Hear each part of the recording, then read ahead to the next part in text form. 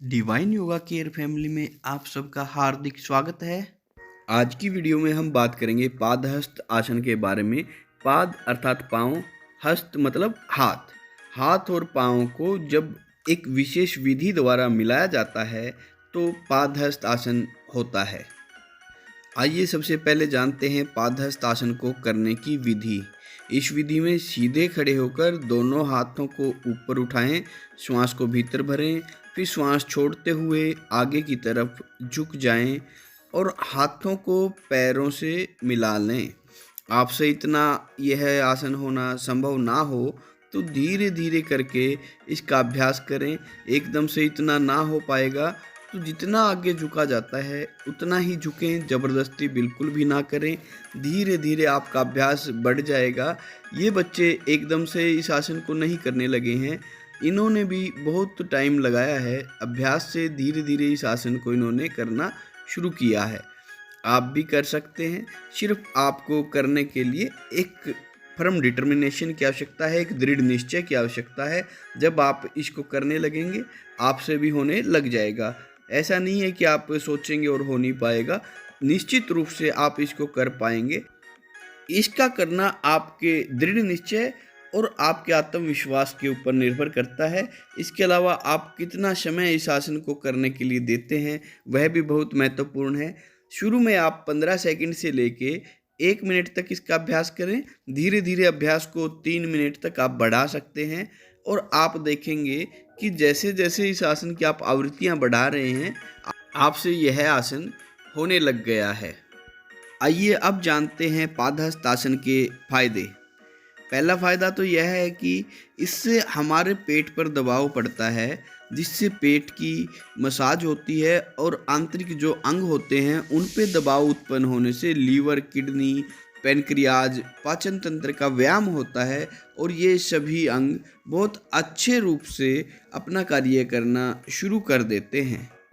यदि आपकी job profile ऐसी है कि आपको पूरा दिन बैठकर कार्य करना पड़ता है तो इसकी वजह से आपकी कमर के नीचे के हिस्से में दर्द रह सकता है, आपकी गर्दन में दर्द हो सकता है और कमर में ऐंठन हो जाती है, कमर की शेप जो है वो बिगड़ जाती है। तो इस प्रकार की समस्याएं अगर आपको आ रही हैं तो आपको पादहस्त आसन अवश्य करना चाहिए। रीढ़ की हड्डी को यह लचीला बनाता है और जितनी रीढ़ की हड्डी लचीली होगी उतने हम स्वस्थ होंगे। तो जो भी भाई बहन बैठकर अधिक कार्य करते हैं उनको पादहस्त आसन अवश्य ही करना चाहिए। यदि आपको पाचन संबंधी समस्याएं रहती हैं, गैस, पेट की वायु, अपच, अफारा, अजीर्ण आदि की समस्याएं हैं तो आपको पादहस्त आसन से बहुत लाभ हो सकता है। इसका अभ्यास अवश्य करें। यदि आपको कब्ज की समस्या रहती है, आपका पेट बढ़ा हुआ है, तोंद आगे की तरफ निकली हुई है तो यह आसन आपके लिए बहुत फायदेमंद हो सकता है। जब हम पादहस्त आसन का अभ्यास करते हैं तो हमारा सिर हृदय के नीचे की तरफ आ जाता है, जिससे हमारे ब्लड का सर्कुलेशन सिर की तरफ अधिक हो जाता है, जिससे हमारा मस्तिष्क, आँख, कान, नाक सब सहज रूप से अपना कार्य कर पाते हैं। पादहस्त आसन के अभ्यास से आपके मस्तिष्क में जो स्ट्रेस रहता है उसका लेवल धीरे धीरे कम होने लगता है और यही आसन आपको उससे मुक्त करने में भी सक्षम है।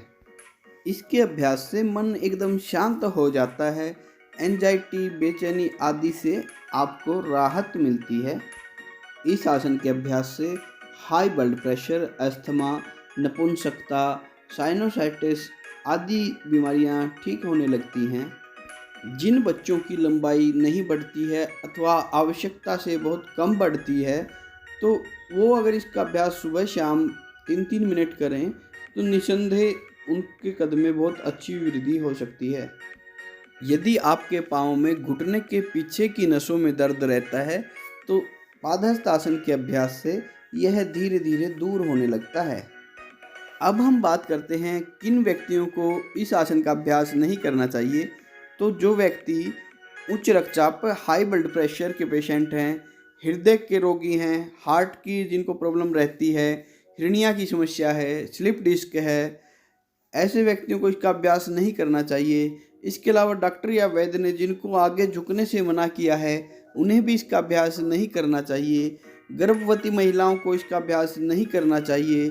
साइटिका के रोगियों को भी इसका अभ्यास नहीं करना चाहिए। शुरुआत में इसका अभ्यास किसी अच्छे कुशल योग प्रशिक्षक के देखरेख में ही आपको करना चाहिए।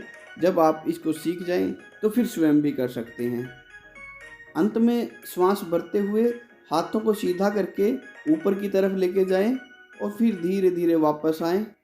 यह वीडियो आपके साथ साथ किसी अन्य के भी काम आ सकती है, इसलिए वीडियो को शेयर अवश्य कर दें। धन्यवाद। जय हिंद, जय भारत, वंदे मातरम।